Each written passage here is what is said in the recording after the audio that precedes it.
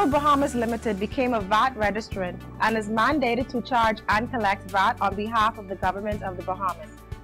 Effective January 1st, 2015, VAT will be added at a rate of 7.5% on all your rev services. As a result, VAT will be included on all your statements beginning January 2015, and you will be required to pay your bill in full inclusive of the VAT. To learn more about the inclusion of VAT on your rev services, visit cablebahamas.com/VAT. Good evening, Bahamas. You're tuned into NB12 Weekend, broadcasting from Cable 12 Studios on Robertson Road. Coming up tonight in news, the Agriculture Minister addresses issues at Bamsi. A new tourist attraction jeopardized by oil spills. Another fire at the New Providence landfill. Plus, an 11-year-old girl helps to raise breast cancer awareness. We've got those stories and more coming up tonight. I'm Kyle Joaquin, and NB12 Weekend starts right now.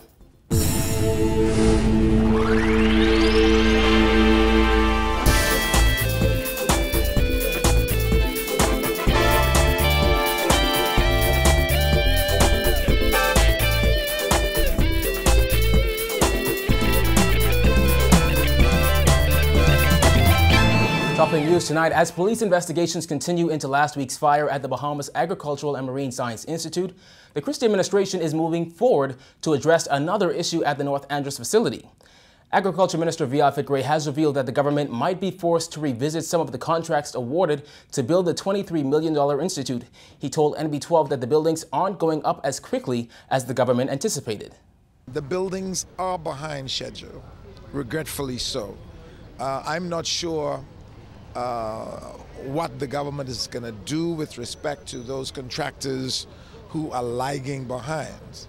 My reaction to that would be that the government may have to revisit those contracts, and if they have been breaching them, we will have to just determine whether we give them deadlines again or we bring their contractual obligations to an end.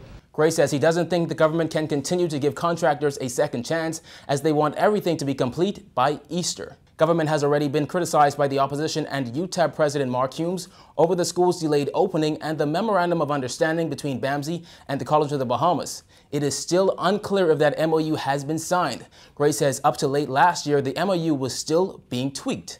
There had been a committee appointed to tweak it, to make sure all of the kinks on both sides have been ironed out before it's approved by the two boards of directors. That was just before the holidays. I have not checked on it since the holidays, and so my best estimate would be that if it had not yet been signed. Classes began at Bamsi late last year. Gray said even if the MOU hasn't been signed as yet, the quality of classes currently being taught is still high. I don't know that the courses or the importance or the standard of the courses will be affected by an agreement.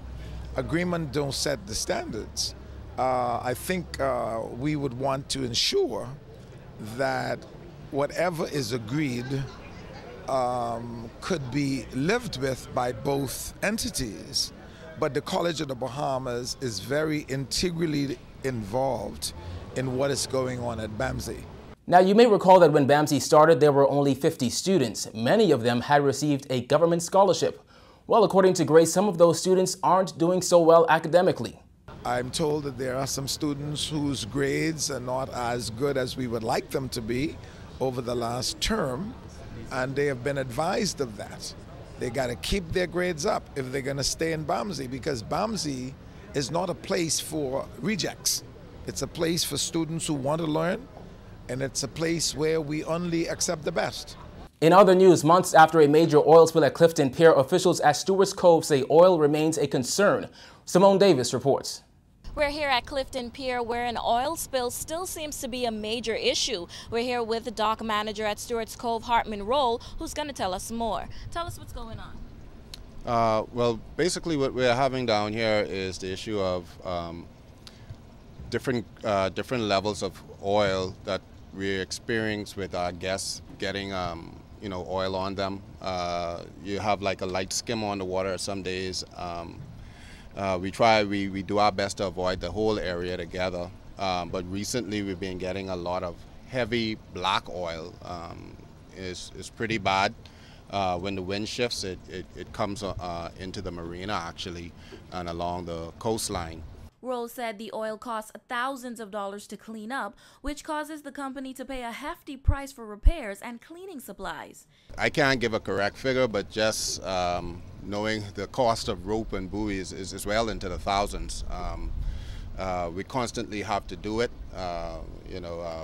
The owner of Stuart Cove, Mr. Cove himself, he has taken a personal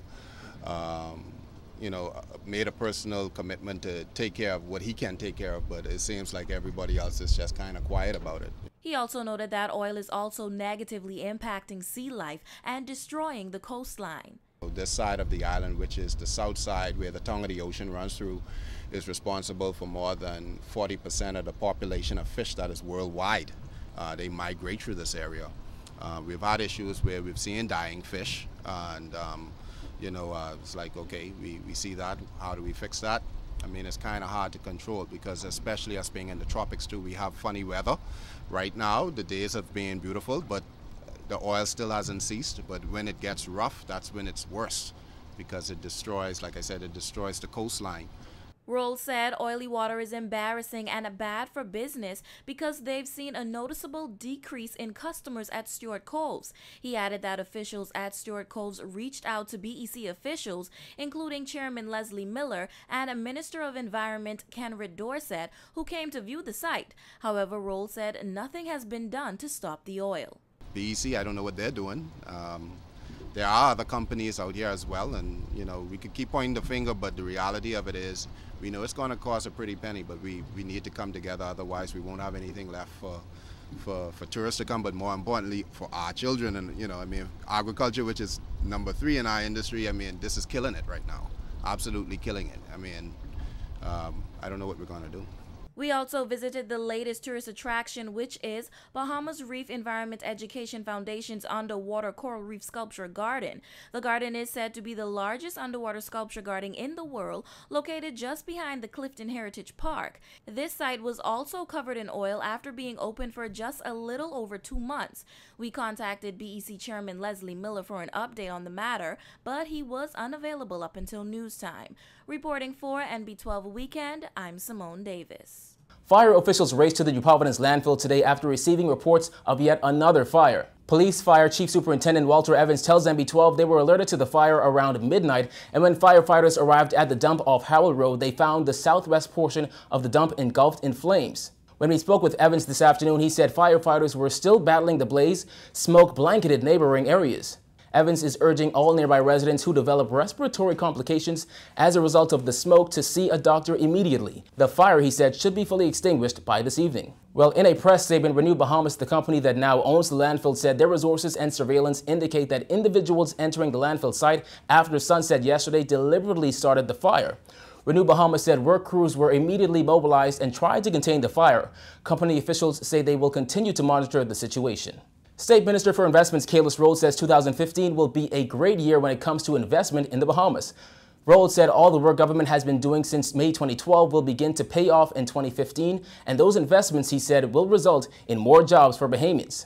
If you look at many of the resorts that were either started or renovated, they will be reopened by fourth quarter of this year. The Nassau Palm on West Bay Street, if you pass by there and don't notice the transformation of that entire area, one would have to be blind, because they put so much effort and so much work into making sure that that facility is A1.